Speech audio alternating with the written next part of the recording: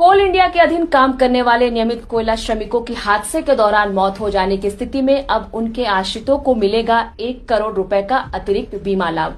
वहीं दूसरी तरफ हम ठेका श्रमिकों की अगर बात करें तो उनके आश्रितों को 40 लाख रुपए का मुआवजा मिलेगा। इतना ही नहीं, कोल इंडिया कर्मियों के लिए कोविड के समय लागू एक्स ग्रेशिया की राशि को बढ़ाकर 15 लाख से 25 लाख रुपए कर दिया गया है।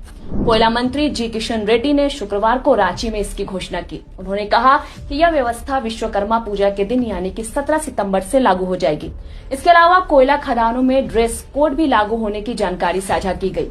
कोयला मंत्री चतरा के टंडवा में स्थित सीसीएल की मगध कोल परियोजना के दौरा पर जाने से पहले रांची में इस मुद्दे पर संवाददाताओं से बात कर रहे थे। इस नई व्यवस्था की अगर हम बात करें तो इसके तहत अब कोल इंडिया के नियमित श्रमिकों को 1 करोड़ के बीमा का लाभ दिलाने के लिए कॉर्पोरेट वेतन बैंक खाते खुलवाए गए हैं, जिससे सभी का 1-1 करोड़ रुपए का बीमा कराया गया है। दुर्घटना में अगर मौत की स्थिति बनती है तो 1 करोड़ का बीमा राशि और कोल इंडिया की तरफ से दी जाने वाली 25 लाख की एक्स ग्रेशिया राशि को मिलाकर नियमित कर्मियों के आश्रितों को पैसे दिए जाएंगे।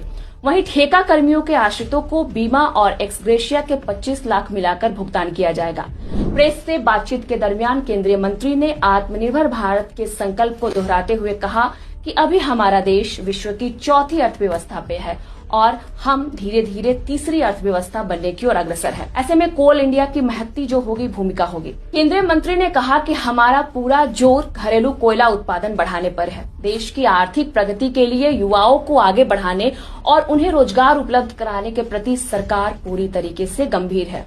मंत्री का कहना है कि कोयला सेक्टर में आयात घटाने और घरेलू उत्पादन बढ़ाने पर पूरी तरीके से जोर दिया जा रहा है। कोयला मंत्री ने यह भी कहा कि पिछले साल आयात कम करके करीब 60,000 करोड़ विदेशी मुद्रा की बचत की गई है।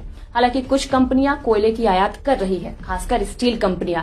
इसी तरह स्टील प्रोडक्शन बढ़ाने के लिए लौह अयस्क और कुकिंग कोल चाहिए। ठीक वैसे ही सीमेंट प्रोडक्शन की अगर हम बात करें तो उसको बढ़ाने के लिए लाइमस्टोन का प्रोडक्शन बढ़ाना होगा, साथ ही साथ कोयला प्रोडक्शन को भी बढ़ाना होगा। ऐसे में जितनी ऊर्जा की जरूरत पड़ रही है उतनी पावर सप्लाई करना सरकार की जिम्मेदारी है।